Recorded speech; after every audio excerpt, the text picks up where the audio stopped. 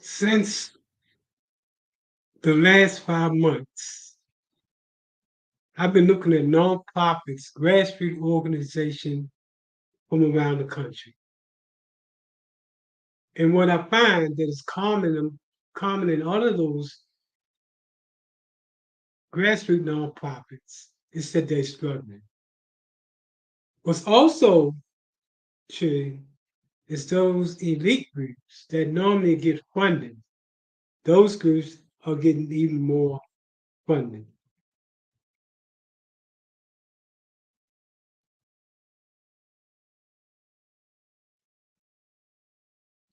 Grassroots organizations actually do the work and offer the solution. But it's the elite organization that get the real money.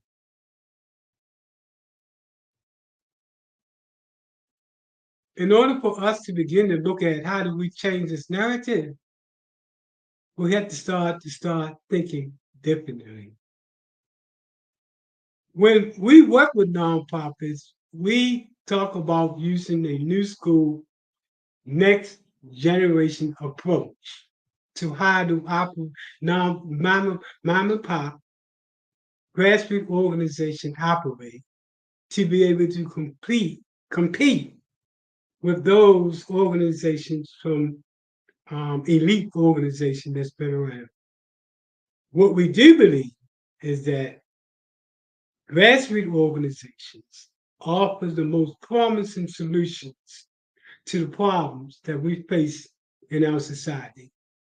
However, traditionally,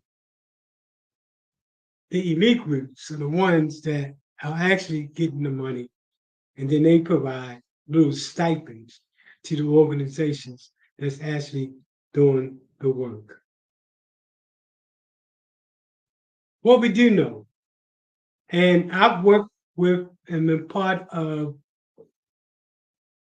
a number of groups that was evaluating grants to determine whether or not that person gets the grant.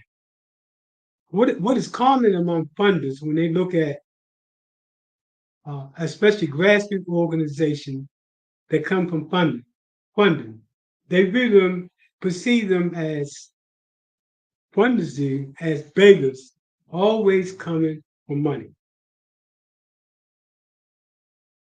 The new school approach begins to look at, well, how do you flip the coin and position yourself in a way that begins to bring in the funding sources that you need to order to operate. In other words, how do you compete against the elite? Well, here's what we know. New school nonprofits, the way we are training, are perceived as investors because they focus on earned income and social enterprising as a way to have funding sustainability. This is critical.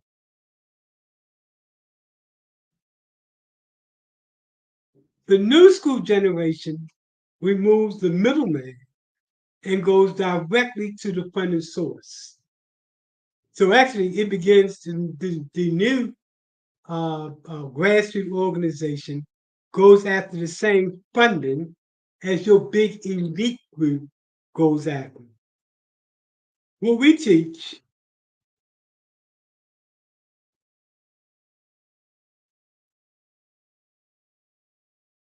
grassroots nonprofits how to get investments from corporate America, including banks and investors. The same type of money where your elite group goes to get money.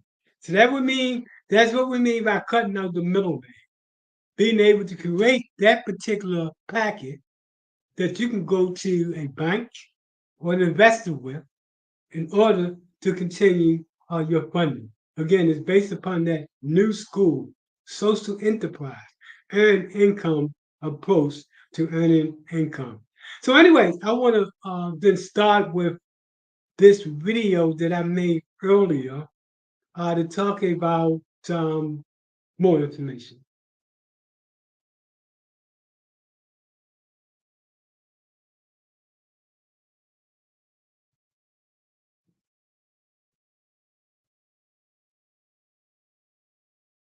Is set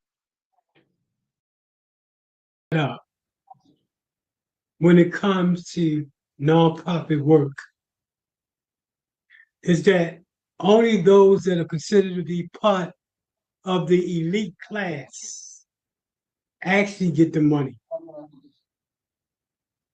And they do this in part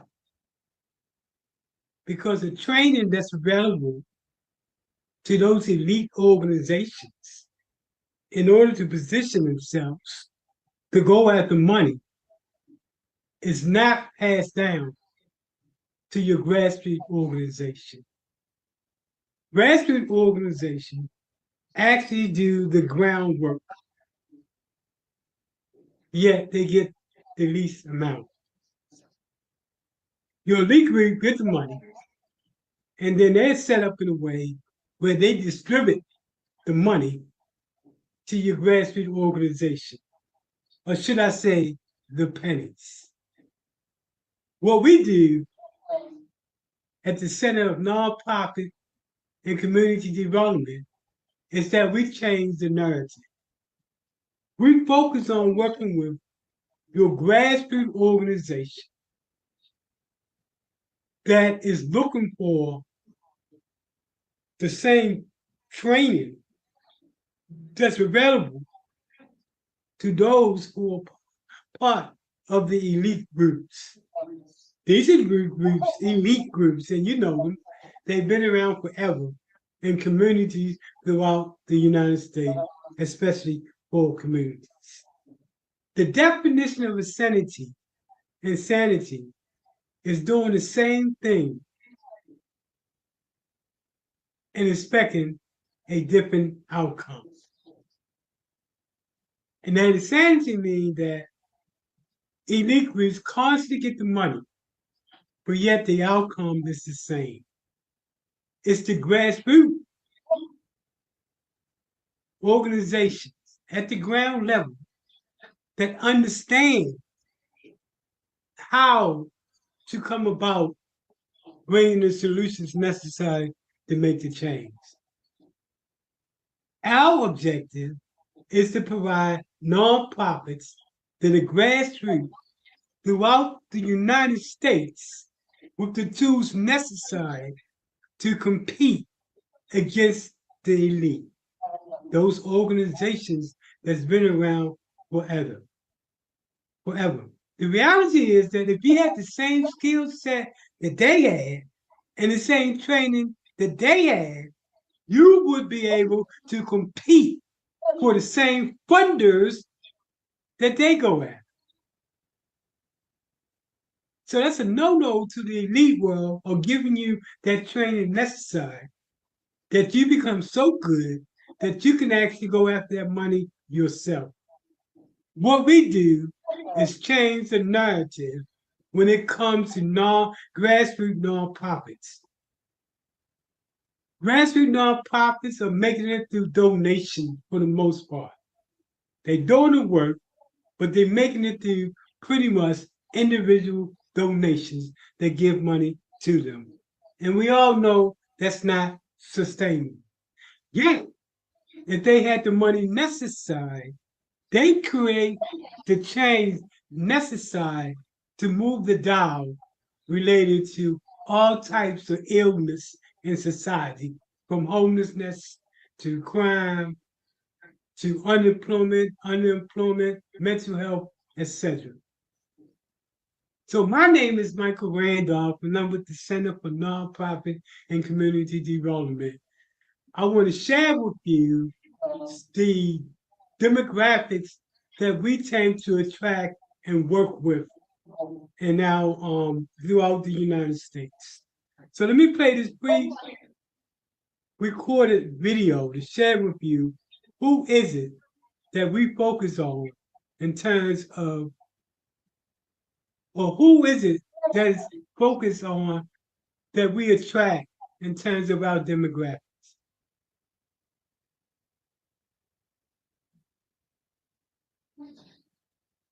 Okay. The technical support that we provide to nonprofits, anywhere from business plans, how to write a grant, how to do a strategic plan, how to do a budget, how to finance, and that list goes on and on. So what I want to do now is to begin to look at who are our demographics. And we use Facebook as one of our sources of finding out who is it that we are connecting with. This represents about a week's worth of information in terms of our audience. As you can see, and this is consistent no matter what we look at our demographics, it tend to be predominantly controlled by women, which is 60%, and by men, which is 40%. Our highest demographic is 30 females between the ages of 35 to 44. The next demographic is females between the ages of 45 to 54, and then from 55 to 64. And then the next highest number is 25 to 34. We plan to expand on this number within the next 2 years. And by expanding on this number, we plan to expand on this demographic of 18 to 24. When we look at, well, where are the folks that are liking us and watching us, we do a geographic breakdown. Each of these numbers represent an organization, since all of our services is focused towards organization. So within the last week, about 390 organizations liked us or gave us a thumbs up in Tampa. St. Pete was 81 organization, Brandon is 44, Clearwater is 29, Orlando is 29. Baltimore, which is the city I'm from, is 17. Although what we're seeing in Baltimore is a substantially number. This overall the numbers that's coming in from Baltimore. And then we have Egypt, Lake, Jackson. What we're seeing in terms of Baltimore is a large increase in the numbers since we started to really begin to post what we do in Baltimore. We've identified, especially in Baltimore, all of those major players that are doing something in order to engage in their community. So I commend Baltimore for that. So I had to step for a second because that's my hometown, Baltimore. Okay, let's continue. Jacksonville, Lakeland, and then Riverview. Now, these numbers reflect a limited location. Normally, when we do a workshop, and if we look at these numbers, we've seen these numbers from all over the United States. But on a typical day, this is what these demographics look like. And when we look at other countries, overwhelmingly, it's the United States. But behind that is Nigeria, the Philippines, South Africa, United Kingdom, the islands, Ghana, Pakistan, and St. Lucia. And again, these numbers come even higher when we give our workshops. When we give our workshops, we have entities from all over the United States and all over the world that take part in that, including Nigeria, South Africa, the United Kingdom, etc. But way more than that. So this thing gives a picture of who is it that our market is attracting. So we use this data here when we start to do branding and when we start to do advertisement to make sure our dollars are going to where it needs to go to. And this is What we're talking about is target demographic. When you go specifically after the demographics related to age, race, and begin to hone in on that population when you're going to do your advertisement and your branding. So yeah, Facebook is one source that I use, but I also use LinkedIn and those other sources to watch who is it that liking me, who is it that's watching me, what information can I get about them in terms of demographics, location, income, race, etc. And that becomes very important when you begin to market your product. way that you look at your organization and begin to say, where should we be putting our dollars at? So you see who we attract all over the place. But more importantly, our goal is to level the playing field when it comes to those grassroots nonprofits that are out there doing the work. The training that we provide plus all type of different levels that only the elite is normally entitled to. For example, how do you talk to banks to bring in money? Lenders.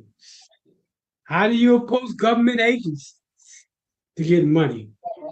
How do you create an opportunities for foundations and corporations to get money? Did you know there's over 135,000 foundations and corporations that give money throughout the United States? And this is a conservative number. When you go to the foundation number, they have 3 times this number. At the end of the day, our society is the way it is because the grassroots organizations are not given an opportunity to provide the solutions necessary to change the narrative. Crime is high in our community. Substance abuse, mental health, unemployment, homelessness, lack of affordable housing, environmental issues, and the list goes on and on. Unless the grassroots organization understand the toolbox that you need to operate against these elite groups, then they always will be in a position to get the money while the solution is within your hand. We're committed to working with grassroots nonprofits throughout the United States and providing that particular level of compatibility that puts you in the playing field of going against your big elite nonprofit organizations that normally go and get the money. Once you understand the secrets as to how that game is played, then you change the narrative.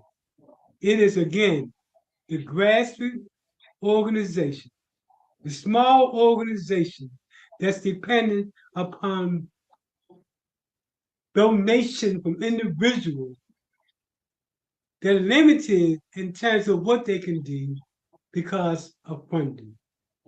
If they had that capacity to tap into those trillions of dollars that's out there, that these elite corporations, elite nonprofits are tapping into, you can then change the narrative.